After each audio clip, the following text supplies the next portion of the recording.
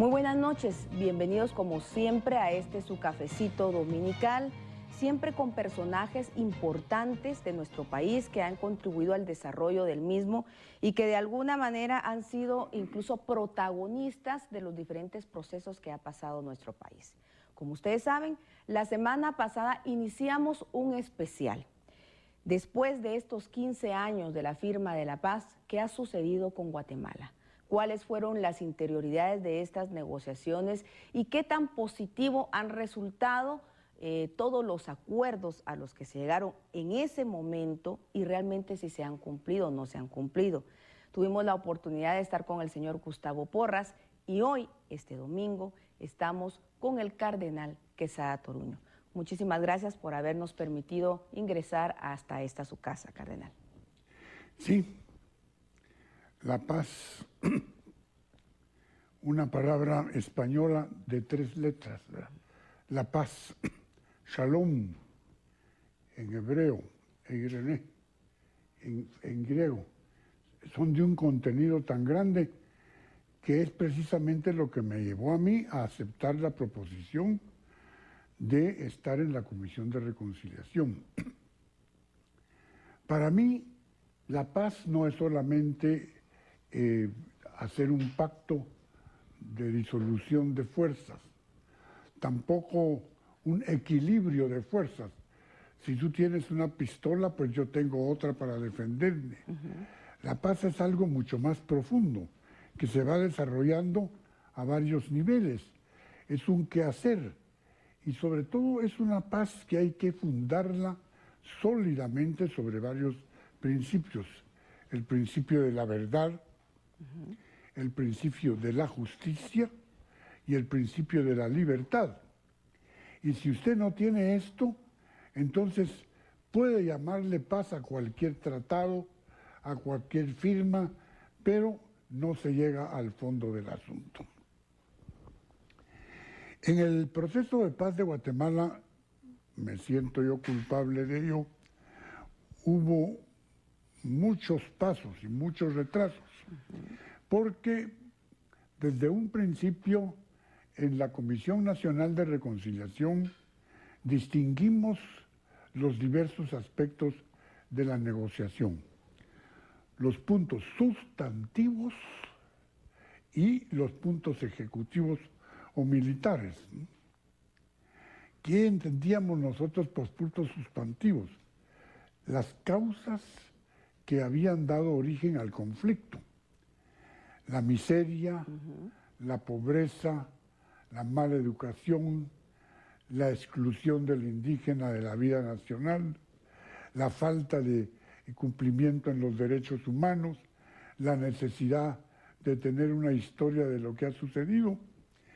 Entonces, de balde sería llegar a acuerdos de cómo terminar la guerra, sí, sin dejar pistas que deben desarrollarse para que verdaderamente exista una verdadera paz en justicia y libertad. En Guatemala nadie lo niega.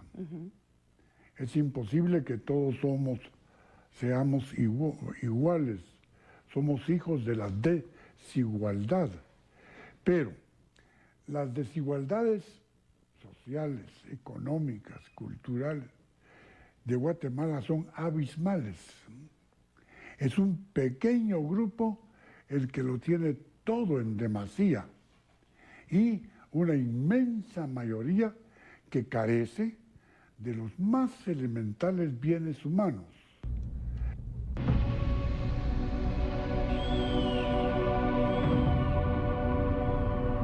Usted bien decía, las causas, o sea, platicamos muy bien de las causas por las que se origina este enfrentamiento armado. Hoy por hoy, cardenal, ¿usted cree que esas causas desaparecieron o mejoraron después de esta firma y proceso de paz? Yo tengo una convicción. Si se hubieran puesto en práctica los acuerdos sustantivos en el del proceso de paz nuestro, la situación de Guatemala sería completamente distinta. o por lo menos hubiéramos avanzado en algo. Pero desafortunadamente no se le dio importancia al diálogo, no se le dio importancia a poner en práctica verdaderas políticas de desarrollo que permitieran que un mayor número de guatemaltecos pudiera tener acceso a esos bienes que necesita para su realización personal. Por una parte, que una clase social de Guatemala comprenda que los bienes humanos estos de educación, salud, vivienda, no son para privilegio de unos cuantos, sino para una comunidad. Y esas desigualdades continúan. Y lo peor de todo es que con mayor crudeza, quiero referirle una anécdota. Como nos costó tanto encauzar el proceso de paz, muy desanimado, venía platicando yo con esa gran dama que fue doña Tere Bolaños de Zarco, y le decía: ay, Tere, no avanzamos, yo mejor me retiro, tengo que hacer mucho, yo en la diócesis de Zacapa y Esquipulas, y estoy con la idea que estoy perdiendo el tiempo. Y doña Tere en el avión, cuando salíamos de México, me decía: no, monseñor, hay que seguir. Mire las víctimas de un lado y del otro. Mire los muertos que tiene el ejército. Mire los muertos que tiene la guerrilla. La gente que no está metida en nada. Sigamos, monseñor. ¿Puede usted creer que ahora hay diariamente más muertos en Guatemala que en aquellos tiempos del proceso de paz cuando yo me quería retirar? Así es. Estábamos hablando precisamente, según datos de la Procuraduría y de otras entidades, en esa época eran de 14 a 15 muertos diarios. En Guatemala estamos hablando de 20 a 22 muertos diarios hoy. Por ejemplo, nosotros, antes de dialogar con los comandantes guerrilleros, tuvimos varias reuniones, ya casi vivíamos en los aviones, ¿verdad? Con el CACIF, una reunión en Ottawa, Canadá, con los partidos políticos en el Escorial, Madrid, con los sectores religiosos de Guatemala en Quito, con los sectores sociales y populares y académicos en Metepec, en Atlisco con otro grupo, ¿verdad? Ya abarcando todos los sectores de Guatemala, y fueron saliendo acuerdos propios que se derivaban del acuerdo de Oslo, que es el origen de todo, en el cual tiene tanto mérito Mario Permut, Jorge Serrano y el licenciado Villatoro, que lo trataron. Fueron más de 10 años de negociación, cardenal. Más de 10 años, claro que sí. Y más que incluso El Salvador. Sí, y por una razón, por los temas sustantivos. Es decir, si no hubiéramos tratado temas, por ejemplo, la situación del ejército en una sociedad civil, los indígenas, derecho e identidad de los pueblos indígenas, qué hacer con los refugiados, medidas agrarias, medidas económicas. Si no hubiera habido todos estos hechos sustantivos, que son las causas del conflicto y el problema que tenemos hoy, pues hubiéramos puesto 2 sargentos a que, caiviles o no caiviles, hubieran podido firmar cómo detener las armas, ¿verdad? Dejando los problemas existentes.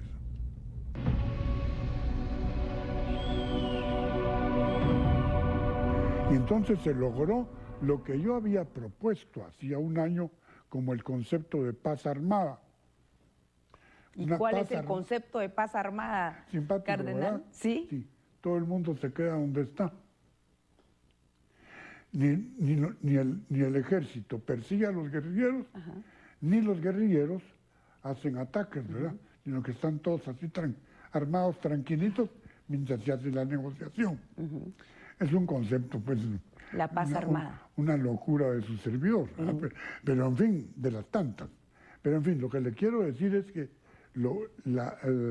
la mejor definición en mi concepto de conciliador es la siguiente. El proceso de paz en Guatemala es una carretera. Y usted sabe que para hacer una carretera se necesita pensar cómo se va a hacer, en dónde se va a hacer. Unos hacen los planos, otros balastran, otros abren caminos, otros ponen puentes, otros, en fin, otros señalizan y otros inauguran.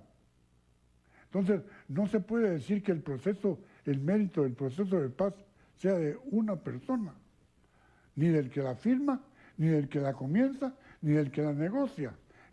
Si algo se logró con el proceso de paz, es el fruto de todos estos guatemaltecos, incluyendo presidentes de la República, que lograron hacer esta carretera.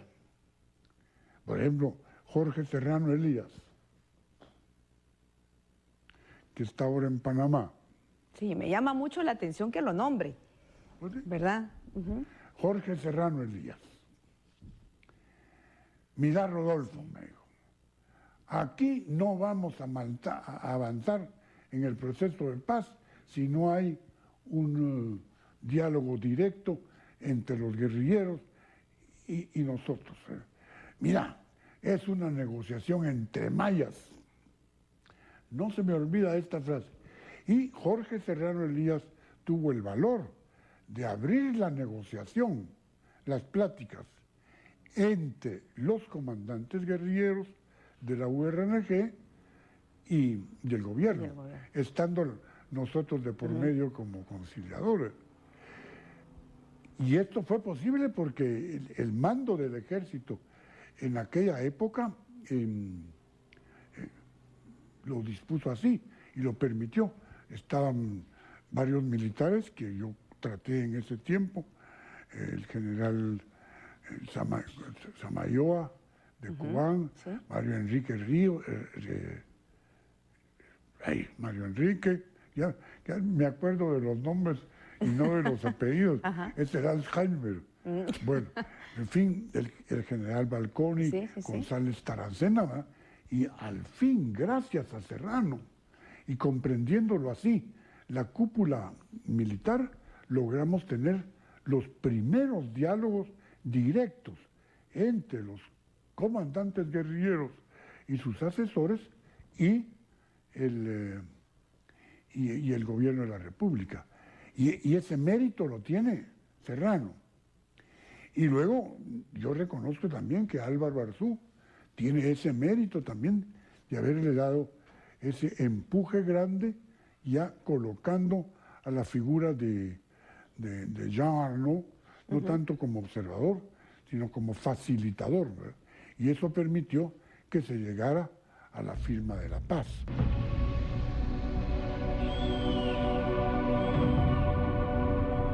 Ahora bien, cardenal, tengo una duda. Algunos analistas, usted sabe que durante estos años salen una serie de analistas y expertos que de alguna manera han hecho sus estudios sobre el proceso de paz, no solo en Guatemala, sino en Centroamérica, e incluso los enfrentamientos armados que se dieron en ese momento en América Latina.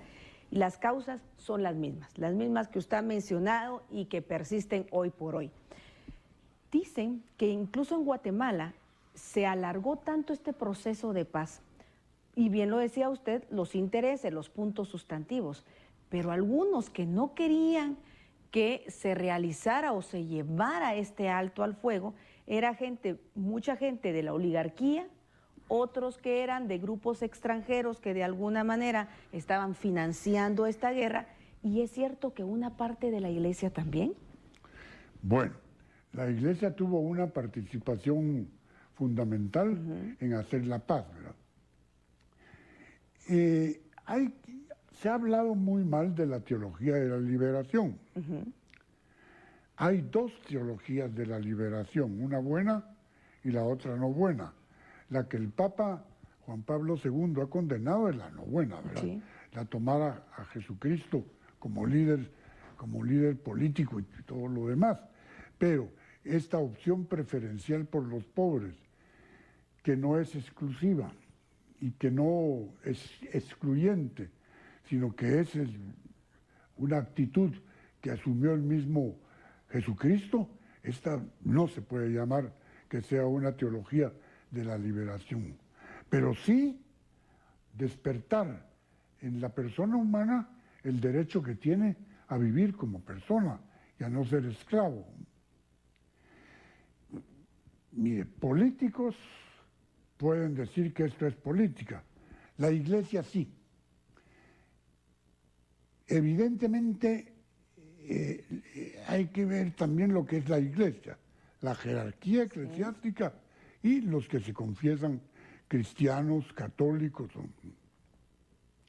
Pues sí, incluso uno que otro sacerdote, viendo tanta injusticia, se rebeló contra ella. Ahora, tenemos todos los documentos de la Conferencia Episcopal en donde pedimos a los sacerdotes nunca tomar parte en la lucha armada.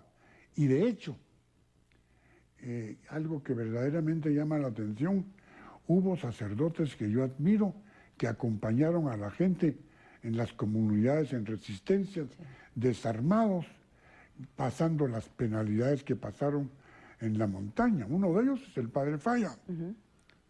El padre Falla, que fue compañero mío de colegio, en el Colegio Infantes, realmente yo lo admiro, con permiso de su obispo. Dijeron una vez que era guerrillero, nada. Él acompañaba a aquella gente que huía de los modelos que había de desarrollo. Pero en fin, eso es historia. Eso es historia.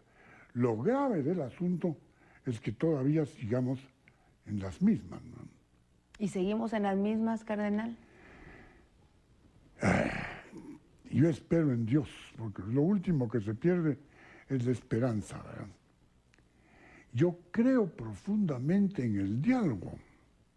Y me recuerdo la primera vez que nos reunimos con los comandantes en Costa Rica, sudaban los comandantes, hasta que yo les dije, miren, no tengan pena, aquí no les va a pasar nada en la anunciatura.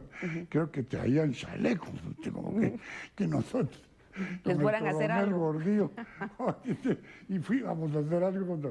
No, dialogando. Pero el diálogo necesita eso, apertura, comprensión, ceder. Y eso es lo que nos costó. Yo creo que hubo militares que se dieron cuenta que el futuro del ejército no era seguir perdiendo gente en las montañas, ¿verdad?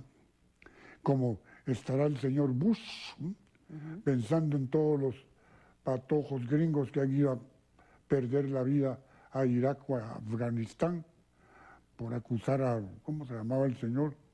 Hussein, de armas químicas que no tenía. Gran mentiroso ese señor Bush. Pero en fin, ¿verdad?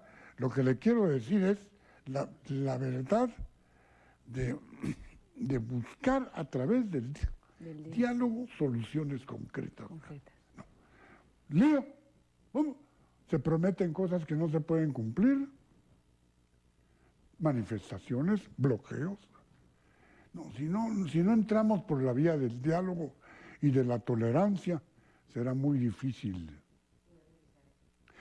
Se lo digo yo, católico, que hemos tenido a veces tantos choques con comunidades no católicas. Y sin embargo, ¿por qué no encontrar lo bueno que hay en el otro y no solo lo malo? Así es. Nos vamos a ir a unos mensajes y precisamente vamos a platicar con el señor cardenal Quesada Toruño. La participación de él fue fundamental en todo este inicio, en toda esta mediación que tenían precisamente con las dos partes para lograr conseguir la paz. Pero ya en la última fase ya no participó el señor cardenal y nos va a contar por qué. Nos vamos a unos mensajes y regresamos con más.